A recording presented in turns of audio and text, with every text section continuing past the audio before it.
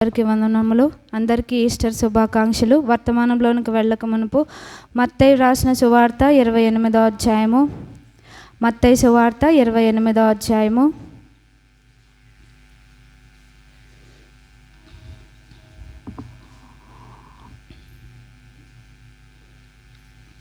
మత్తయి సువార్త 28వ అధ్యాయము 6-7 వచనాలు కలిసి చదువుకుందాం. మత్తయి సువార్త 28వ అధ్యాయము 6-7 వచనాలు. ఆయన ఇక్కడ లేడు, తాను చెప్పినట్టే ఆయన లేచి ఉన్నాడు. రండి, ప్రభు పండుకున్న స్థలము చూచి త్వరగా వెళ్ళి ఆయన మృతుల్లో నుండి లేచి ఉన్నాడని ఆయన శిష్యులకు తెలియచేయడి. ఇదిగో ఆయన గలిలయలోనికి మీకు ముందుగా వెళ్ళుచున్నాడు, అక్కడ మీరు ఆయనను చూతురు.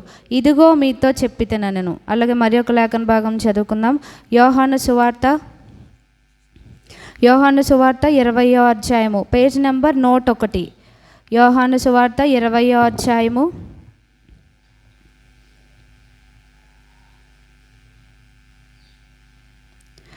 10-11 వచనాలు చదువుకుందాం.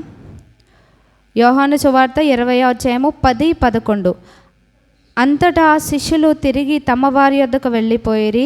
అయితే మరియ సమాధి బయట నిలిచి ఏడ్చుచుండెను. చాలండి, ఇదే అధ్యాయం 20వ అధ్యాయంలో ఇంకొక వచనం చదువుకుందాం. ఇదే 20వ అధ్యాయంలో 14వ వచనం. ఆమె ఈ మాట చెప్పి వెనుక తట్టు తిరిగి యేసు నిలిచి ఉండుట చూచెను, కానీ ఆయన యేసు అని గుర్తుపట్టలేదు. ప్రార్థన చేసుకుందాం. మహాపరిశుద్ధుడైన మాతనే, మరి గడిచిన కాలం అంతా మీరు ఎక్కలైనా కాపాడి భద్రపరిచి నన్ను చేరువచ్చిన ప్రతి బిడ్డను మీరు క్షేమంగా సజీవ లెక్కలో ఉంచారు. మీకు వందనాలు, స్తోత్రాలు చెల్లిస్తున్నాం. దేవా నాయన తండ్రి, మరి నాయన మా కొరకు నాయన తండ్రి మీరు బలియాగమై నాయన తండ్రి తిరిగి నాయన తండ్రి లేచిన పునరుద్ధాండగా నాయన తండ్రి ఇది నాన్న మాకు అనుగ్రహించారు. మీకు వందనములు. మరణపు బలమును జయించిన దేవా మీకు వందనాలు, స్తోత్రాలు చెల్లిస్తున్నాం. మరి నాయన తండ్రి మీ యొక్క పునరుద్ధానం ద్వారా నాయన మీరు మాకు ఇచ్చిన నిరీక్షణను బట్టి మీకు వందనాలు, స్తోత్రాలు చెల్లిస్తున్నాం. ఈ దినము పునరుద్ధాండమైన మిమ్ములను ఆరాధించడానికి మీరు ఇచ్చినటువంటి శ్రేష్టమైన సమయాన్ని బట్టి మీకు వందనాలు, స్తోత్రాలు చెల్లిస్తున్నాం. మేము కూడా దేవా పునరుద్ధాన శక్తిని పొందుకొని ఈ లోకంలో మీ కొరకు సాక్షులుగా జీవించే కృపలను దయచండి. ఈ దినం మీరు సిద్ధపరిచిన జీవాహారంతో మమ్మల్ని తృప్తిపరచండి. ఆటంకపరిచి చీకటిని పాతాళ ముందు బంధించమని యేసునామమున వేడుకొంచున్నాం తండ్రి, ఆమేన్. మనం కొన్ని సంవత్సరాలుగా వింటున్న లేఖన భాగాలే ఇవన్నీ. క్రిస్మస్కి ఏ విధంగా లూకా సువార్త 2వ అధ్యాయం వింటామో అలాగే యేసుక్రీస్తు వారు పునరుద్ధాండై లేచిన తర్వాత మనము చదువుకునే లేఖన భాగంలో ఏంటంటే మత్తయి సువార్త 28, అలాగే మార్కు 16, లూకా 24వ అధ్యాయము, యోహాను సువార్త 20వ అధ్యాయం. ఇవన్నీ కూడా మనం చదువుకునేదే అనమాట. మనకందరికీ బాగా తెలిసిన భాగమే. ఈ చదువుకున్న లేఖన భాగంలోనికి వెళ్ళక మునుపు మనం అసలు పునరుద్ధానం అంటే ఏంటంటే మీనింగ్ మరణం నుంచి జీవంలోనికి రావడం అనమాట. సింపుల్ మీనింగ్ అది. మరణమైనది బ్రతికించబట్టమే పునరుద్ధానం అదనమాట. అంటే యేసుక్రీస్తు వారు మరణించబడి తిరిగి సజీవుడై లేవడాన్నే మనం పునరుద్ధానం అని చెప్పుకుంటాం అన్నమాట. మనం ఈ చదువుకున్న లేఖన భాగంలోనికి వెళ్ళక మునుపు ఇదే మత్తయి సువార్త 27వ అధ్యాయంలో మనం చూస్తే గనక మత్తయి సువార్త 27వ అధ్యాయం చివరి భాగాల్లో మనం అది చదవం. కానీ యేసుక్రీస్తు వారు మరణమైన తర్వాత ఏం చేశారు అని అంటే అప్పుడు ఆయన్ని సమాధి చేసిన తర్వాత ఎవరిని కాపలాగా ఉంచారు? రోమా సైనికుల్ని కాపలాగా ఉంచారంట. ఎంతమందిని కాపలాగా ఉంచుంటారు? యేసుక్రీస్తు వారి సమాధి ఆయన దేహానికి ఎంతమంది శిష్యులను కాపలాగా ఉంచుండొచ్చు? యాక్చువల్గా ఇక్కడ ఇంగ్లీష్లో ఏముంటుందంటే ఒక యూనిట్ అని ఉంటుంది. అంటే ఒక యూనిట్లో 4 సైనికులు ఉంటారనమాట. అలాగన ఎంతమంది ఉన్నారంటే 16 మంది 4 అక్కడ ఆయన్ని సమాధి చేసిన తర్వాత వాళ్ళంతా కాపలాగా ఉన్నారనమాట. మనం ఎక్కడన్నా వింటామో ఒక శవాన్ని కాపలా కాయడం అనేది? ఏదన్నా విలువైన వస్తువుని కాపలా కాయడం మనం వింటాం, కానీ నిర్జీవమైన ఒక వ్యక్తి శరీరాన్ని కాపలా కాయడం చరిత్రలో ఇదే అన్నమాట. అంటే మన యేసుక్రీస్తు వారి యొక్క శక్తి, మన రాజు యొక్క శక్తి ఇందులో మనకు కనిపిస్తుంది. అక్కడ ఏం చేశారు? అక్కడ సైనికులను కాపలాగా ఉంచినట్టుగా మనం చూస్తున్నాం. 65వ వచనం చూస్తే మత్తయి సువార్త 27:65 చూస్తే అందుకు పిలాతు, కావలి వారు ఉన్నారు కదా, మీరు వెళ్ళి మీ చేతనైనంత మట్టుకు సమాధిని భద్రము చేయడని వారితో చెప్పాను. సో యేసుక్రీస్తు వారు శిష్యులకు ఏం చెప్పారు అని అంటే, నేను చనిపోయిన తర్వాత 3వ దినాన లేస్తానన్నారు. పేతురు గారికి మిగిలిన శిష్యులకు గుర్తులేదు, కానీ ఎవరికి గుర్తుందా మాట?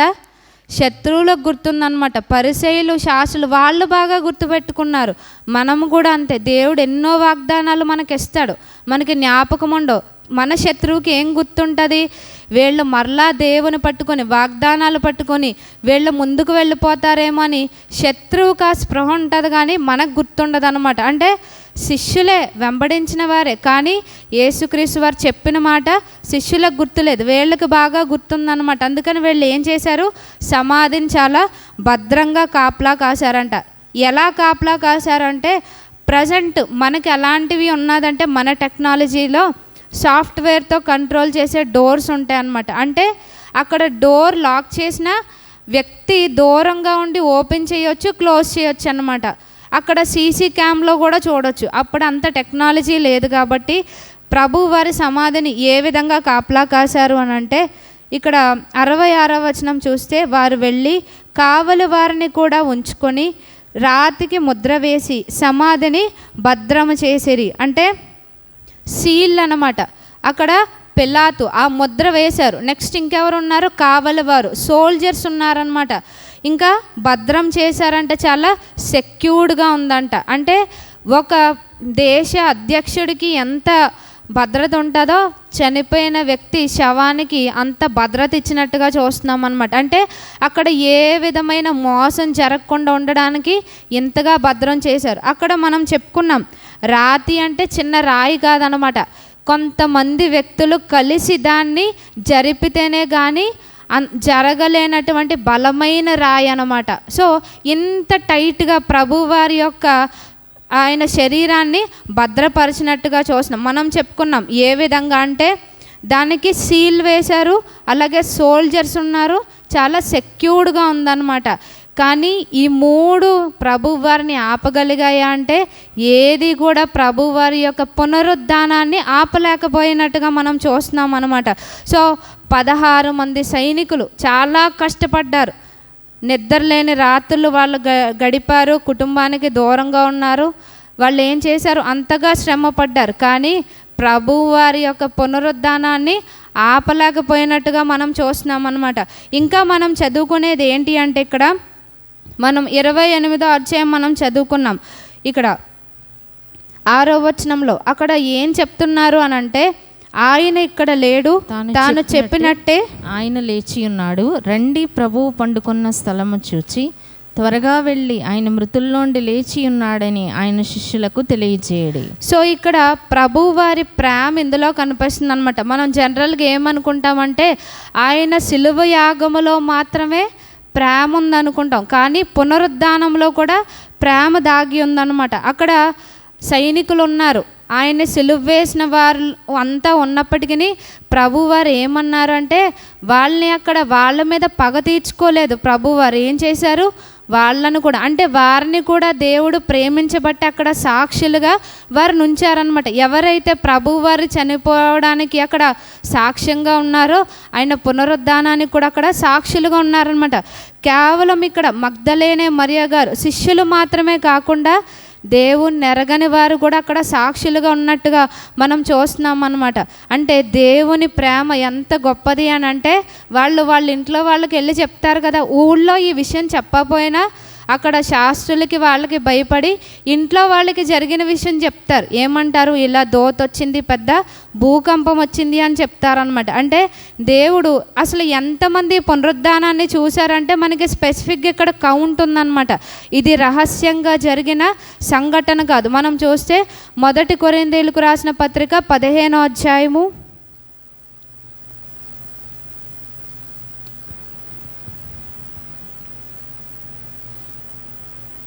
1 కొరింథీయులకు రాసిన పత్రిక 15వ అధ్యాయము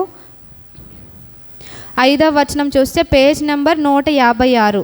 ఆయన కేఫాకును తరువాత 12 కనబడెను. అటు పిమ్మట 500కు ఎక్కువైన సహోదరులకు ఒక్క సమయమందే కనబడెను. సో ఇక్కడ మనం క్యాఫా అంటే ఎవరంటే పేతురు గారు అనమాట. పేతురు గారికి నెక్స్ట్ శిష్యులందరికీ కనిపించారంట. ఇంకెంతమందికి కనిపించారు? 500కు ఎక్కువైన సహోదరులు. ఒకవేళ శిష్యులకే కనిపించారు అంటే ఏమంటారు?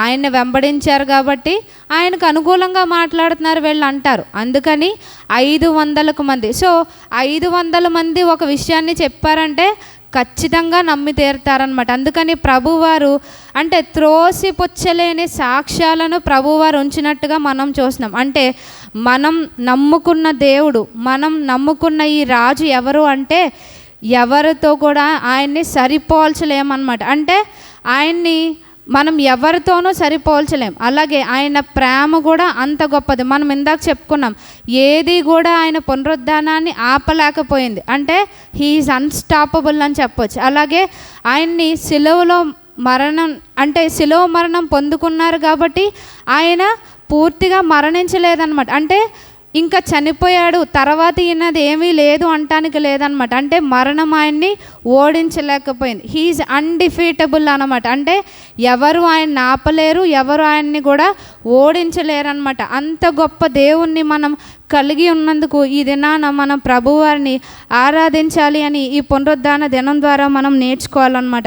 ఇంకా ఇక్కడ మనం చదువుకున్నాం 28వ వచనములో అక్కడ దూత తెలియపరిచేది ఏంటి అంటే, ఫస్ట్ ఇక్కడికి ఎవరు వచ్చారు అని అంటే ఈ సమాధి దగ్గరికి మగ్దలేనే మరియ గారు వచ్చినట్టు మనకు తెలుసు. అప్పుడు మగ్దలేనే మరియ గారు వచ్చిన తర్వాత జరిగిన సంఘటన ఏంటి అంటే 2వ వచనంలో, ఇదిగో ప్రభువు దూత పరలోకం నుండి దిగివచ్చి రాయి పొర్లించి దాని మీద కూర్చుండెను. అప్పుడు మహా భూకంపము కలిగెను. సో ఇక్కడ ప్రభు వారి యొక్క పునరుద్ధానాన్ని ఎవరు ప్రకటించారంటే మొట్టమొదటిగా దోతలు తెలియపరిచారు. యేసు ప్రభు వారి జన్మానికి దోతలు వచ్చి చెప్పారు. అలాగే పునరుద్ధానం తర్వాత కూడా దోతలు వచ్చారనమాట. అంటే ఎంతగా ఇది ప్రాముఖ్యమైన విషయమో మనం గుర్తించాలి. అలాగే మనం భూకంపం గురించి చదువుకున్నాం. ప్రభువారు మరణించినప్పుడు ఏమైంది? భూకంపం కలిగింది. అక్కడ అంతా చీకటి అయిందన్నమాట. దేవాలయపు తెర నడిమికి చినిగిందంట. అంటే ఒక దేవుని నోటి మాట చేత సృష్టింపబడిన సృష్టికి కూడా సృష్టికర్త పట్ల చలనం ఉన్నట్లుగా మనం చూస్తున్నాం అన్నమాట. అంటే ఆయన మరణానికి ఈ యొక్క సృష్టి కూడా స్పందించిందనమాట. కానీ మన కొరకు చనిపోతే మనలో స్పందన ఉందా లేదా అనేది మనకి దేవునికే తెలియాలన్నమాట. అలాగే ప్రభువు వారు పునరుద్ధానం తర్వాత కూడా భూకంపం వచ్చింది. అంటే సృష్టి కూడా ఇక్కడ సంతోషిస్తున్నట్టుగా చూస్తున్నాం. అక్కడ ఏమైంది? సృష్టి దుఃఖించిందనమాట ప్రభువు వారి మరణం గురించి, ఆయన బలియాగం గురించి. ఇక్కడ ప్రభువారి యొక్క పునరుద్ధానాన్ని గురించి సృష్టి కూడా సంతోషిస్తున్నట్టుగా మనం చూసాం. కానీ ఇక్కడ ఇంత గొప్ప భూకంపం అన్నమాట. అంటే మహాభూకంపము అంటే ఖచ్చితంగా 5 దాటే ఉంటుందన్నమాట దీని రేంజ్. అప్పుడే మహాభూకంపం అని అంటారు. సో అంత భూకంపం కలిగింది. ఇక్కడ ఎవరు భయపడ్డారు, ఎవరు భయపడలేదు అనేది స్పష్టంగా రాయబడింది అనమాట. 28వ అధ్యాయము 4వ వచనంలో చూస్తే మత్తయి సువార్త 28:4, కావలి వారు వణికి చచ్చిన వారి వలె నుండిరి. సో ఇక్కడ కావలి వారు అంటే ఎవరంటే సోల్జర్స్ అనమాట. వీళ్ళకి ఎంత ట్రైనింగ్ ఉంటుంది? ఒక ఆర్మీలోనికి మనలాంటి వాళ్ళని తీసుకుంటారా? ఇప్పుడు చర్చిలోకి వచ్చి సైన్యంలో కొంతమందిని తీసుకెళ్తాము అని అంటే మనలో ఎవరమన్నా సెలెక్ట్ అవుతామా? మనం సెలెక్ట్ అవ్వం. ఎందుకంటే మనకంత శారీరక దృఢత్వం లేదు, మనకు ఇది లేదు. కానీ సైనికులు చాలా ట్రైన్డ్ అనమాట. వాళ్ళు ప్రతి పరిస్థితికి అంటే ఆటుపోటుకు తట్టుకునేవారు అనమాట. అటువంటి వారు సైన్యంలో ఉంటారు. కానీ వాళ్ళు ఏమయ్యారు? భయపడ్డారనమాట. కానీ అక్కడికి వచ్చిన మగ్దలేనే మరియ గారు మిగిలిన వారు భయపడినట్టుగా ఉందా? లేదనమాట. అంటే ఎవరైతే యేసుక్రీస్తు వారిని వెంబడిస్తారో, ఆయన్ని స్వరక్షకునిగా అంగీకరించేవారుగా ఉంటారో ఏ భూకంపం, అది మహాభూకంపమైనా కదిలించలేదన్నమాట. అంటే పునరుద్ధానుడైన యేసుక్రీస్తు వారిని చూడటానికి వచ్చిన వారిని ఏ పరిస్థితి కూడా కదిలించలేదన్నమాట. ఇక్కడ మనం చూసినాం యాక్చువల్గా స్త్రీలు మిక్కిలి బలహీనమైన ఘటమని వాక్యం చెప్తుంది. కానీ ఇక్కడ ఎవరు బలంగా నిలబడ్డారు? మగ్దలేనే మరియు స్త్రీలు నిలబడ్డారనమాట. కానీ అక్కడ సైనికులు వణికి చచ్చిన వారి వల్ల ఉన్నట్టుగా చూసాం. అంటే పునరుద్ధాన శక్తి ఈ విషయంలోనే మనకి బయటపడుతుంది అనమాట. అంటే మన చుట్టూ ఎటువంటి భయంకరమైన పరిస్థితులు ఉన్నా ఎప్పుడైతే మనం ప్రభు వారిలో స్థిరంగా ఉంటామో దేవుడు మనల్ని కదలనివ్వరనమాట.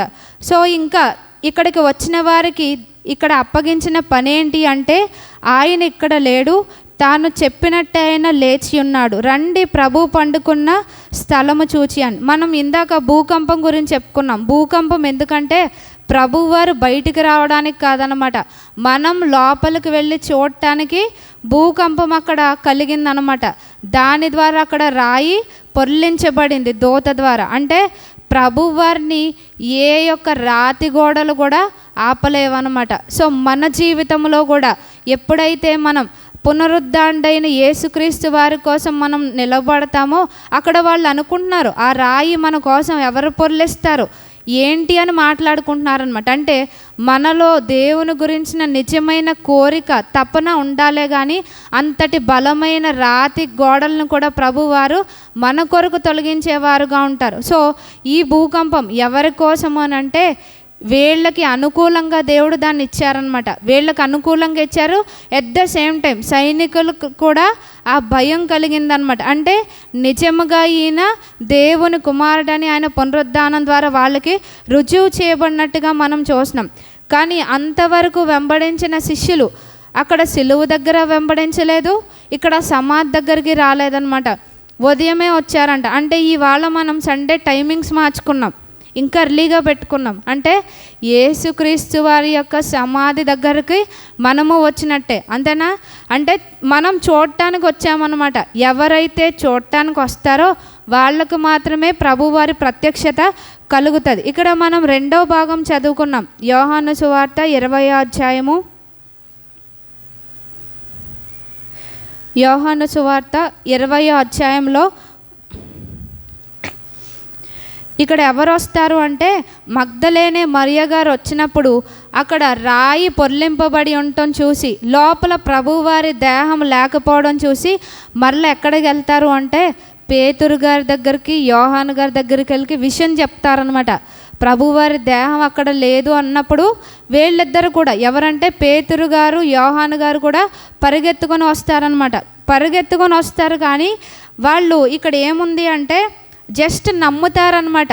కానీ కొంత కన్ఫ్యూషన్లో వీళ్ళు ఉంటారు. అందుకని 9వ వచనంలో ఏముందంటే ఆయన మృతుల్లో నుండి లేచుట అగత్యమను లేఖనము వారు ఇంకను గ్రహింపరైరి. చూశారు, అక్కడ వస్త్రాలే ఉన్నాయి, ప్రభువారు లేరు. నమ్మాలి నమ్మక ఆ 2 ఊగిసలాటలో వాళ్ళు ఉన్నారన్నమాట. కానీ వాళ్ళు కన్ఫర్మ్ చేసుకోవాలనుకోలేదు. అందుకని వాళ్ళు ఏం చేశారు? 10వ వచనంలో అంతటా శిష్యులు తిరిగి తమ వారి వద్దకు వెళ్ళిపోయేది. అంటే ఎలా అంటే లేస్తే ఏంటి లేవకపోతే ఏంటి అని అనుకున్నారనమాట. కానీ మగ్దలేనే మరియ గారు అలా అనుకోలేదు. ఆవిడ ఏం చేసిందంట 11వ వచనంలో, అయితే మరియ సమాధి బయట నిలిచి ఏడ్చుచుండెను. ఆమె ఏడ్చుచు సమాధిలో వంగి చూడగా, అంటే అక్కడ మగ్దలేనే మరియ గారి యొక్క ప్రేమ కనిపిస్తుంది అనమాట. మనం మొన్న గుడ్ ఫ్రైడే రోజున చెప్పుకున్నాం, ప్రేమ ఉంటే ఏముంటుందని, బాధ్యత ఉంటుందని. అలాగే ఈమెను కూడా అంతసేపు నిలవబెట్టింది ఏంటి అంటే ఆ ప్రేమే అన్నమాట. ప్రభువారు ఆమెను 7 దయ్యముల చేత ఆమె ఆవరించబడి ఉన్నప్పుడు దేవుడు ఆమెను విడిపించారు. సో ఆ ప్రేమ ఆమెను అక్కడ నిలవబెట్టిందనమాట. అందుకని ఆవిడ ఏం చేసింది? వెళ్ళిపోలేదు.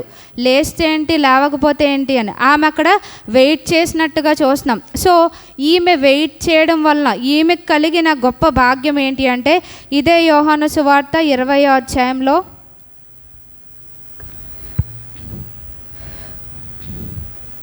15వ వచనం మనం చూస్తే, యేసు అమ్మా ఎందుకు ఏడ్చుచున్నావు, ఎవరిని వెతుకుచున్నావు అని ఆమెను అడగగా ఆమె ఆయన తోటమాలి అనుకుని, అయ్యా నీవు ఆయనను మోసుకొని పోయిన ఎడల ఆయనను ఎక్కడ ఉంచితివో నాతో చెప్పుము, నేను ఆయనను ఎత్తుకొని పోదునని చెప్పెను. ఇక్కడ మగ్దలేనే మరియ గారికి ఎంత ప్రేమ అంటే ఈవిడ ఒక్కతే తీసుకొని వెళ్ళిపోద్దంట. అంటే మొయ్యగలదో లేదో తర్వాత సంగతి. ఆమె యొక్క హృదయవాంఛ ఏంటి అంటే అక్కడ ప్రభువారిని కూడా ఎలా సంబోధిస్తుంది అంటే ఈవిడ 13వ వచనం 3వ లైన్లో చూస్తే నా ప్రభువును ఎవరో ఎత్తుకొని పోయిరి అని ఉందన్నమాట. అంటే యేసు యొక్క దేహాన్ని ఎవరో ఎత్తుకుపోయారు అంటలేదు ఆవిడ, ఏమంది? నా ప్రభువును ఎవరో ఎత్తుకొని పోయిరని. అంటే ఆమె విడిపించబడింది, నిజముగా దేవుణ్ణి వెంబడించింది అన్నమాట. అందుకే అంతగా ఆమె ప్రేమ కలిగి ఉంది. మనల్ని కూడా ప్రభువారు ఈ యొక్క అంధకార సంబంధమైన అధికారం నుంచి, ప్రతి విధమైన పాపం నుంచి మనల్ని విడిపించారు. కానీ ఇంతగా మనం ప్రేమించగలుగుతున్నామా? ఆమె ఒంటరిగా వెళ్ళింది, చీకటిగా ఉన్నప్పుడు వెళ్ళింది. అక్కడ ఆమె వెయిట్ చేసినట్టుగా మనం చూస్తున్నాం. శిష్యులు వెళ్ళిపోయారు, ఇద్దరు చూసి వెళ్ళిపోయారు. కానీ ఈమె ఏం చేసిందంటే వెయిట్ చేసింది అనమాట. సో వెయిట్ చేయడం వల్ల ఏం జరిగింది అంటే ప్రభువారు ఆమెతో మాట్లాడినట్టుగా చూస్తున్నాం అనమాట. మనము కూడా అంతే, ఎప్పుడైతే దేవుని సన్నిధిలో కనిపెట్టుకుంటూ ఉంటామో మనకు కూడా పునరుద్ధానుడైన యేసుక్రీస్తు వారి ప్రత్యక్షత మనకు వస్తుంది అనమాట. అంటే ఊరికినే వచ్చి వెళ్ళిపోతే మనకి రాదనమాట. ఆయన సన్నిధిలో మగ్దలేనే మరియ గారి వల్ల మనం కనిపెట్టుకోవాలన్నమాట. సో ఈమె కనిపెట్టుకోవడం వల్ల పునరుద్ధానుడైన యేసుక్రీస్తు వారిని ఫస్ట్ చూసింది ఎవరు అంటే ఈ మరియ గారి అనమాట. అది శిష్యులకు దక్కలేదు ఆ భాగ్యం, అది మరియ గారికి దక్కింది. అలాగే ఇంకా ఏమంటారు అంటే ప్రభు వారికి ఉన్న ప్రేమ ఎంత గొప్పది అంటే మత్తయి సువార్త 28వ అధ్యాయం మనం చూస్తే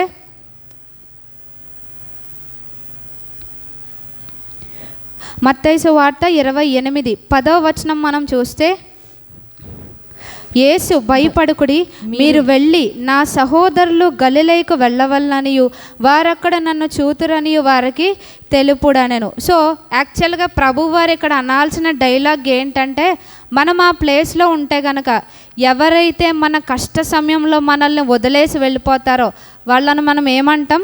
మోసగాళ్ళు, ద్రోహులు అంటాం. ప్రభువారు అక్కడ ఈ పిరిగి పందలకి వెళ్ళి చెప్పమ్మా అనలేదు. ఏమన్నారు?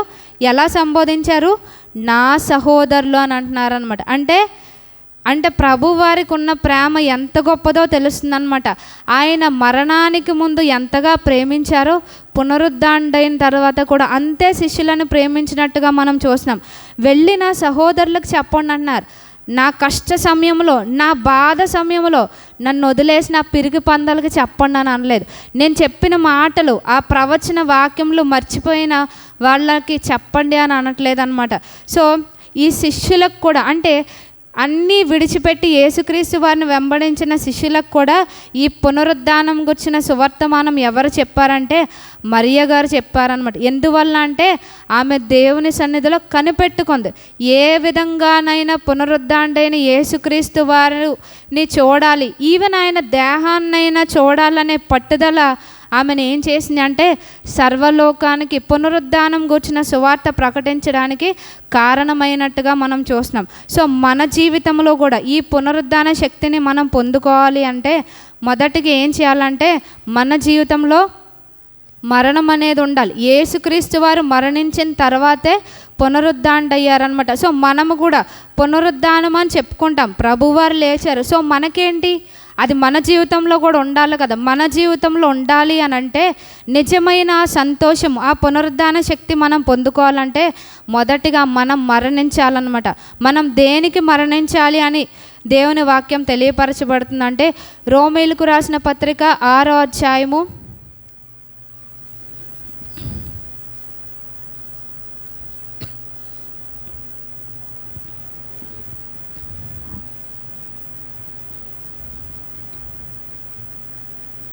6వ అధ్యాయము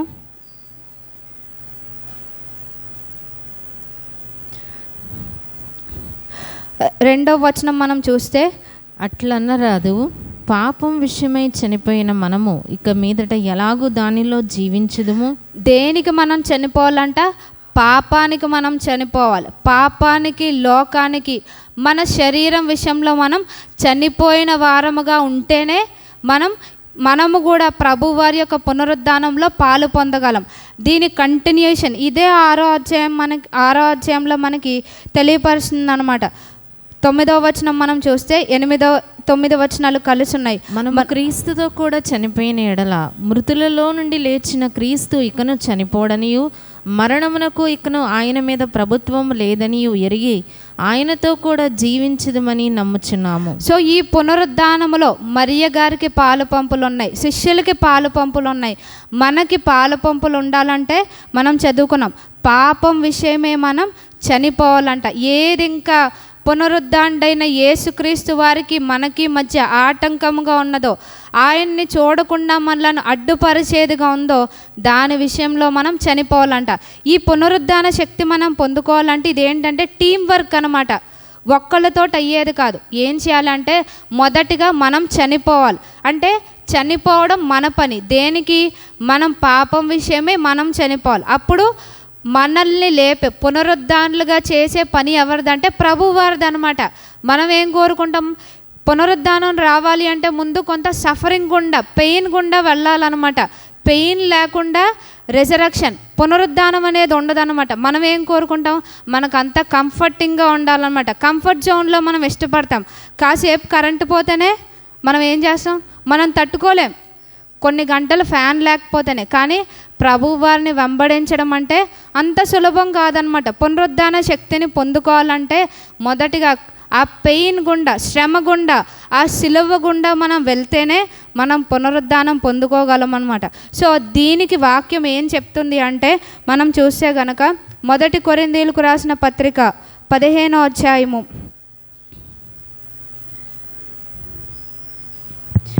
1 కొరింథీయులకు రాసిన పత్రిక 15వ అధ్యాయము 36వ వచనం. ఓ అవివేకి, నీవు విత్తినది చచ్చితేనే కానీ బ్రతికింపబడదు కదా. నీ విత్తుదానిని చూడగా అది గోధుమ గింజ అయినను సరే, మరి ఏ గింజ అయినను సరే, వట్టి గింజనే విత్తుచున్నావు కానీ పుట్టబో శరీరమును విత్తుటలేదు.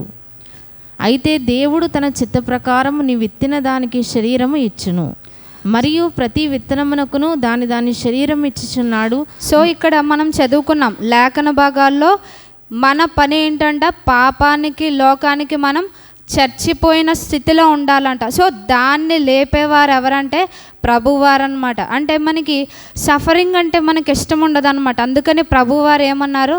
నన్ను వెంబడించాలనుకున్న వాళ్ళు ఏం చేయాలంట? తన సిలువను ఎత్తుకోవాలి. ఎవరికి వాళ్ళకి దేవుడు ఒక సిలువను ఏర్పాటు చేశాడనమాట. ఎవరి సిలువ వాళ్ళు ఎత్తుకొని ఆయన వెంబడించడమే అనమాట. ఎప్పుడైతే మన సిలువను ఎత్తుకొని మనం వెంబడిస్తామో ప్రభువారి యొక్క పునరుద్ధానంలో మనం పాలు పొందేవారుగా ఉంటాం. అంటే శ్రమ పట్టడానికి, ఆయనతో శ్రమ పట్టడానికి, ఆయన అసహించుకున్న వాటిని మనం అసహించుకోవాలి.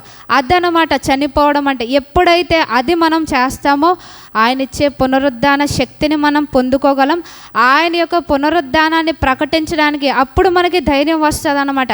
నిజంగా ఈ యొక్క పునరుద్ధాన దినం సంతోషం ఎవరికి ఉంటుందంటే ఎవరైతే నిజంగా పాపం విషయమే చనిపోయి ఉంటారో, ప్రతిదినము మారు మనసు పొందుతూ ఉంటారో వారికి పునరుద్ధాన బలము, పునరుద్ధాన సంతోషం అన్నమాట. ప్రతి ఒక్కరికి కాదు, క్రిస్టియన్స్ అని చెప్పుకునే ప్రతి ఒక్కరికి ఆ సంతోషం ఉండదన్నమాట.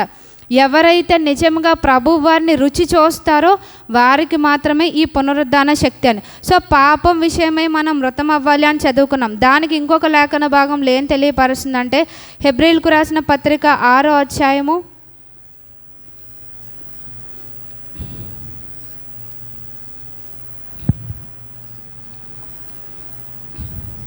6వ అధ్యాయము 1వ వచనం ఫస్ట్ లైన్ ఒకటి చూస్తే, కాబట్టి నిర్జీవ క్రియలను విడిచి, నిర్జీవము అని అంటే జీవము లేనివన్నమాట. అంటే దేవుని నుంచి దూరపరిచే ప్రతి క్రియ కూడా, ప్రతి పని కూడా, ప్రతి ఆలోచన, ప్రతి ఊహ, ప్రతి ఉద్దేశం కూడా ఏంటంటే నిర్జీవమైనది అనమాట.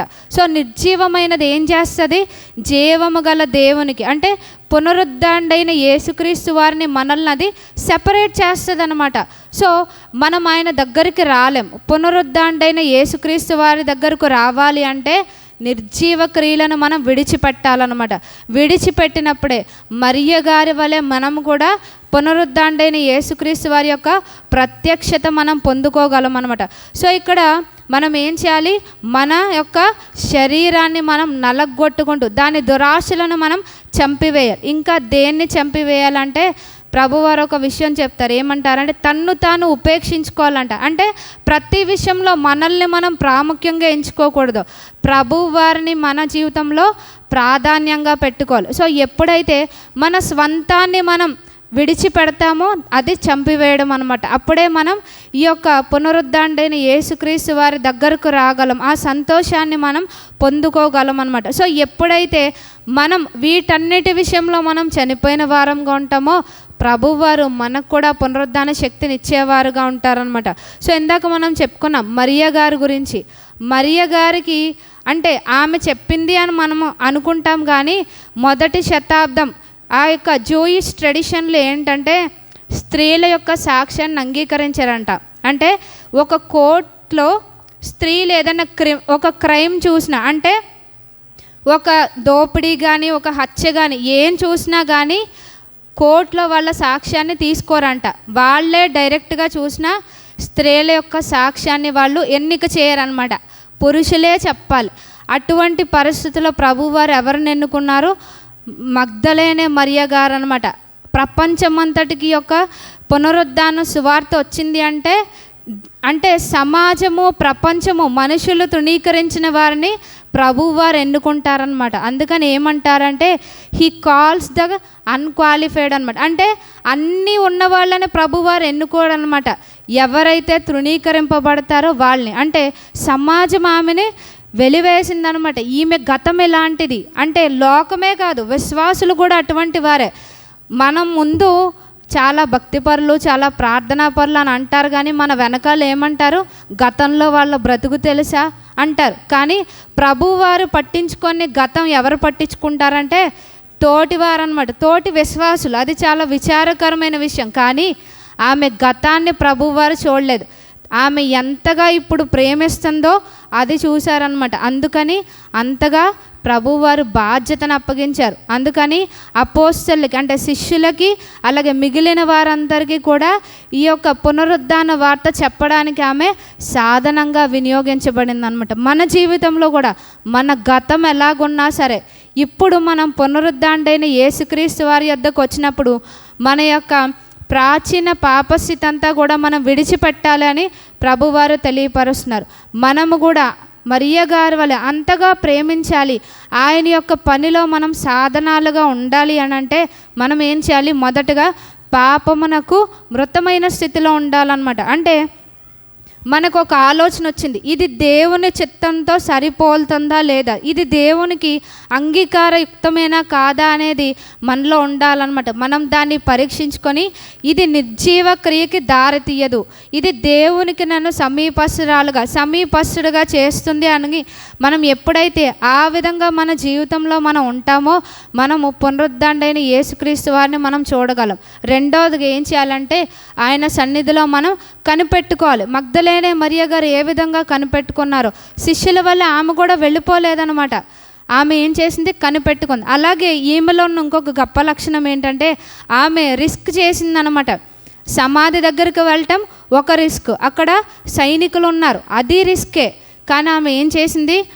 కనీసం ప్రభువారి దేహాన్ని చూసి సుగంధ ద్రవ్యాలను పూయాలనుకుందనమాట. అంటే ఎప్పుడైతే ప్రభువారి ఆజ్ఞలు మనం పాటిస్తూ ఉంటామో అది ఆయన్ని ప్రేమించడం అంటే అన్నారు. ఆమె దానికి భయపడలేదనమాట. అంటే పరిపూర్ణ ప్రేమలో భయం ఉండదన్నారు. సో అక్కడ సైనికులు ఉన్నారు, లేకపోతే అది సమాధి తోట అని భయపడలేదన్నమాట. అంటే ఎప్పుడైతే మనం ప్రభువారి యొక్క ఆజ్ఞలను అనుసరించి నడుచుకుంటామో మనం దేనికి భయపడమన్నమాట. అలాగే ఆమె ఇంకొక రిస్క్ ఏం చేసింది అంటే శిష్యులకు అందరికీ కూడా ఈ వార్త ప్రకటించడానికి ఆమె భయపడలేదన్నమాట.